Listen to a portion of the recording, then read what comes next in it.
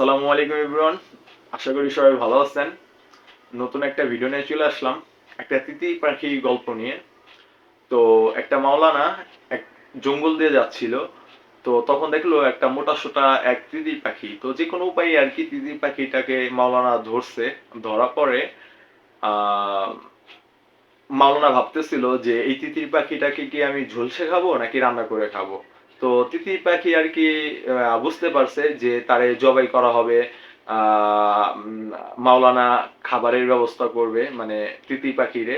তো এটা তিতি পাখি বুঝা পরে মাওলানারে বলছিল, মাওলানা আপনাকে একটা কথা বলি, আপনি তো জীবন অনেক গোছ খাইছেন, আমার গোছই খাইতে হইব, আমার গোছ না খাইলে হয় না। তো আপনি যদি আমারে রেহাই দেন তাহলে আমি আপনাকে 3টা উপদেশ দিতে পারি। তো মাওলানা জিকে বলল যে তোমার যদি আমি ছাইড়ে দেই এখন, তাহলে তুমি যে পালায় যাবা না এর কি গ্যারান্টি আছে।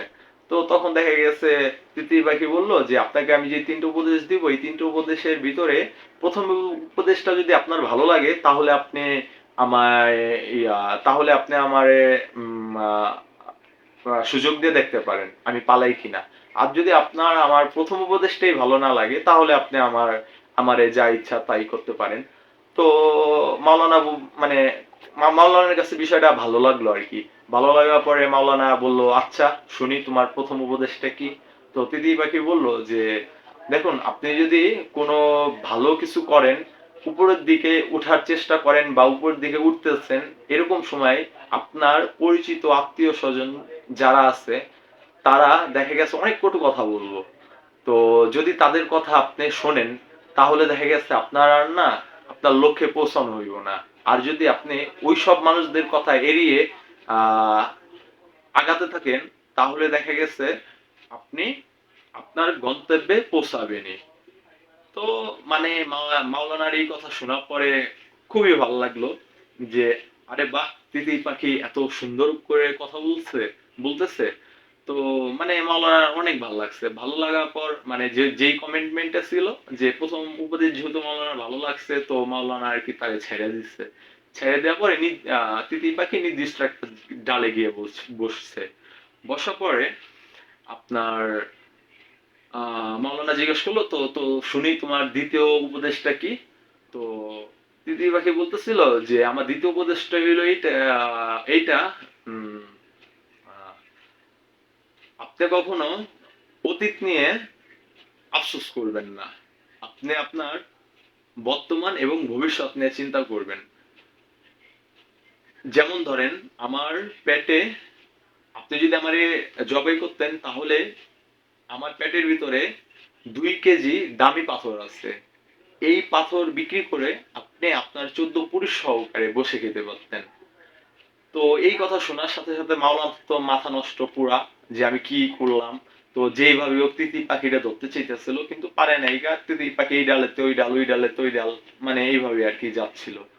তো দেখা গেছে এক পর্যায়ে আর কি তিতি পাখি একটা নির্দিষ্ট একটা মানে সেফ জোনে গিয়ে আর কি একটা ডালে গিয়ে বইসা বলতেছিল যে মৌলানা আপনি তো আমার আহ কথাটা রাখলেন না বা বুঝলেন না, যে আপনার মাত্রই আমি বললাম যে আপনি আপনার অতীত নিয়ে কখনো আফসোস করবেন না, কিন্তু আপনি বর্তমানে অতীত নিয়ে আফসোস করতেছেন। তো মাওলানা আর কি, যেহেতু উনি অনেক জ্ঞানী মানুষ ছিল, তো উনি বুঝতে পারলো যে আচ্ছা, মাওলানা জিজ্ঞেস করলো যে আচ্ছা তো তোমার তৃতীয় উপদেশটা শুনি, তৃতীয় উপদেশ কি দাও।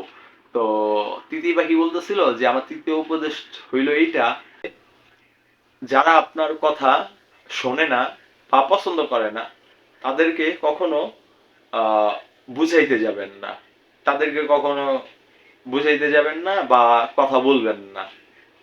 তো এতে আপনার বা ওনাদের উভয়েরই কোনো লাভ হবে না। আচ্ছা যাই হোক, যে বিষয় নিয়ে আর কি ভিডিও করতে চেয়েছিলাম, তো ওই বিষয় নিয়ে আমি আসি। যে দেখা গেছে আমি নতুন আর কি ইউটিউবিং শুরু করছি, না না না নতুন ইউটিউবিং শুরু করছি বিষয়টা একদমই তা না। বিষয়টা হইলো আমি ইউটিউবিং অনেক আগে, আমি না আমরা অনেক আগে ইউটিউবিং শুরু করছিলাম, কিন্তু আমার জন্য আর কি ইউটিউবিংটা বন্ধ হয়ে গেছিল। তো আমি আবার নতুন করে শুরু করার চেষ্টা করতেছি, এই আর কি। তো এর ভিতরে দেখা গেছে আপনার আমি কি বলে, আমি নানান কিছু নিয়ে অনেক দিন ধরে ভাবতেছি যে কি নিয়ে ভিডিও করব, কি নিয়ে ভিডিও করব। তো দেখা গেছে আমি মানে খেলাধুলা, ক্রিকেট বলেন, মানে ক্রিকেটই বেশি বুঝি। সো ক্রিকেট বলেন, তারপরে মিডিয়ার জগতে মুভি, নাটক, এগুলা নিয়ে, তারপরে আদার্স, রাজনীতি, মানে টুকটাক বাংলাদেশের যেসব আর কি বিষয় আসা আছে সবকিছু নিয়ে আর কি মোটামুটি বুঝি, জানি বা কথা বলতে পারি। তো দেখা গেছে অনেক বাধ্যবাধকতা আছে, আবার এমনকি এরকম ভাবতেছি যে আমি ফানি ভিডিও করব কিনা। কিন্তু আসলে দেখেন তো, মানে আমারে কি, মানে ফানি ভিডিওতে মানাই কিনা।